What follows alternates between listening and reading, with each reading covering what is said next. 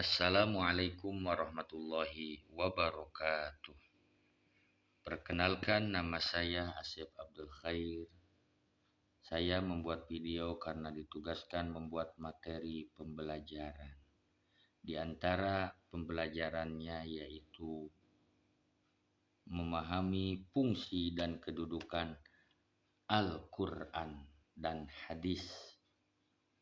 Sebagaimana tujuannya yaitu, ini.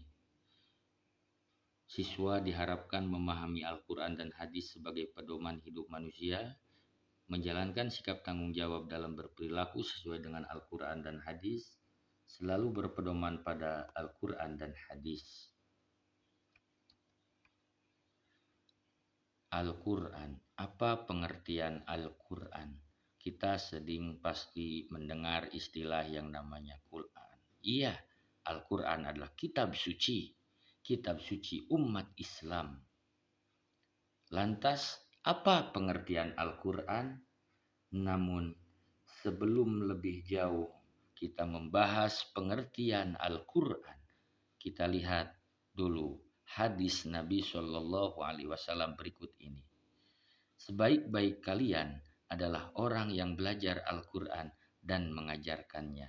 Tidak ada hal yang paling baik di muka bumi ini, yaitu selain orang yang belajar membaca Al-Quran ataupun belajar membaca tafsirnya dan yang mengajarkannya Al-Quran. Maka bahagialah ketika seseorang telah mengajarkan Al-Quran, walaupun itu sebatas alif-alifan. Alif jabar A, alif jabar I, alif PSU, A, I, U, alif jabar A, ba jabar ba, A, ba. Nah, itu luar biasa. Sungguh mulia orang tersebut.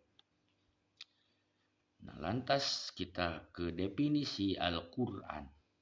Al-Quran berasal dari kata qoro'a, bina mahmuz. Mahmuz lam kalau kata santri ya, qoro'a. Yaitu suatu bina yang terdapat hamzah. Qoro'a artinya membaca. Sedangkan kata dasarnya yaitu Al-Quran atau Quran yang berarti bacaan. Maka kalau oleh santri itu biasa ditasrif qoro'a yaqra'u Qur'anan fahuwa qari'un wa dzaka maqru'un iqra' la taqra' maqra'un maqra'un. Nah, itulah Al-Quran jadi bacaan secara bahasa. Koran bacaan, Quran secara bahasa. Ada majalah, itu juga Quran. Quran secara bahasa. Nah, yang kita maksud Al-Quran menurut istilah ya. Al-Quran merupakan kalamullah yang diturunkan secara mutawatir dan membacanya merupakan ibadah. Al-Quran kalamullah berarti kalamullah, kalam, perkataan. Jadi Al-Quran itu perkataan atau firman Allah Subhanahu wa Ta'ala. Bukan perkataan Nabi Muhammad Sallallahu Alaihi Wasallam sebagaimana yang orang-orang Mekah musyrik pada saat itu sangkakan kepada Nabi Muhammad Sallallahu Alaihi Wasallam. Jadi kalamullah diturunkan secara mutawatir. Artinya banyak sahabat, 1, 2, 3 dan selebihnya yang meriwayatkan Al-Quran. Tentu dari Nabi Muhammad Sallallahu Alaihi Wasallam. Terutama misalkan mutawatir dari segi qiraah, cara membacanya.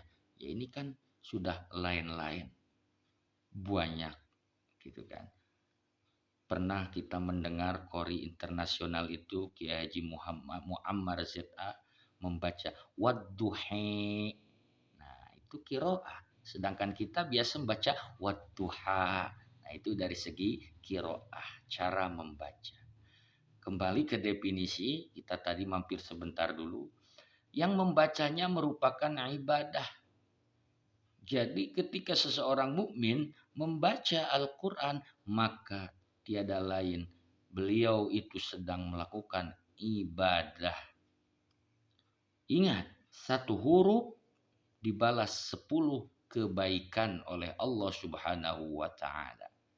Sedangkan misalkan kita membaca basmalah, Bismillahirrahmanirrahim. Pernah menghitung terdapat 19 huruf dalam basmalah.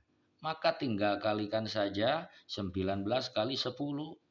Piro ya, tinggal menghitung. Jadi tak terhitung. Tapi ingat, kita membaca Al-Quran bukan untuk menghitung-hitung pahala, tapi diniati ibadah lillahi ta'ala. Karena Allah subhanahu wa ta'ala yang telah memerintahkan untuk membaca Al-Quran. Gusti Allah berfirman, faqra'u ma tayassara minhu. Maka bacalah apa yang mudah dari Al-Quran. Yo baca. Jadi definisi Al-Quran adalah kalamullah yang diturunkan secara mutawatir dan membacanya merupakan ibadah. Tidak ada karya yang bisa menandingi kesempurnaan Al-Quran. Allah subhanahu wa ta'ala berfirman dalam surat Al-Isra ayat 88. Katakanlah sesungguhnya jika manusia dan jin berkumpul untuk membuat yang serupa Al-Quran, niscaya mereka tidak akan dapat membuat yang serupa dengan dia. Sekalipun sebagian mereka menjadi pembantu bagi sebagian yang lain. Yang teks Arabnya seperti ini. A'udzubillahi minasyaitonirrajim. Bismillahirrahmanirrahim. قل إن اجتمعت الإنس والجن على أن يأتوا بمثل هذا القرآن لا يأتون بمثله ولو كان بعضهم لبعض ظهيرا. Lanjut. Nama-nama Al-Quran. Di antara nama-nama Al-Quran yang pertama adalah Al-Kitab. Sebagaimana keterangan ini dalam surat Al-Baqarah ayat 2. Bismillahirrahmanirrahim. Dzalikal kitabu la raiba fihi hudal lil muttaqin. Kitab Al-Quran ini tidak ada keraguan padanya, petunjuk bagi mereka yang bertakwa. Nah, ini ya. Dan nama yang kedua adalah Al-Furqan. Artinya Al-Furqan ini pembeda. Coba kita lihat dalam surat Al-Furqan ayat 1. Maha suci Allah yang telah menurunkan Al-Furqan, yaitu Al-Quran, kepada hambanya agar dia menjadi pemberi peringatan kepada seluruh alam. Dan masih banyak sebetulnya nama-nama Al-Quran. Namun kita di sini 2 saja.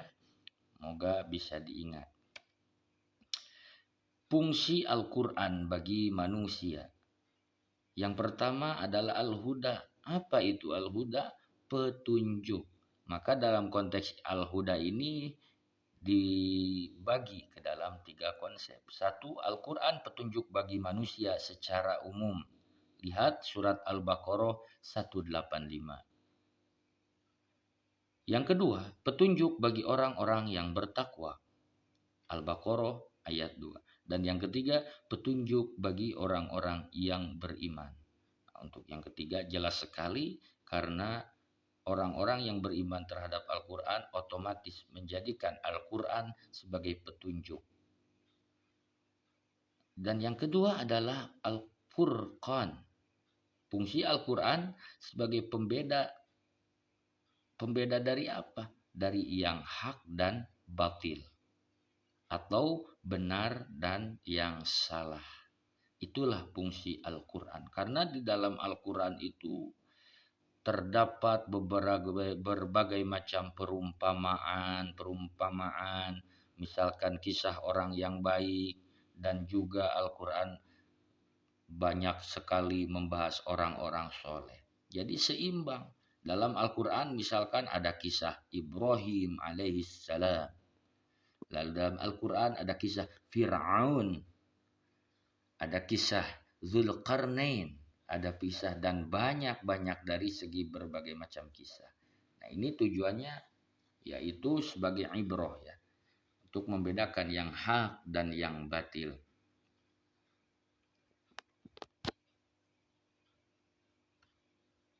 Nah fungsi Al-Quran dalam Islam, ya satu, sumber ajaran hukum Islam yang utama. Dua, sebagai konfirmasi dan informasi terhadap hal tak dijangkau akal. Tiga, petunjuk manusia ke jalan yang lurus.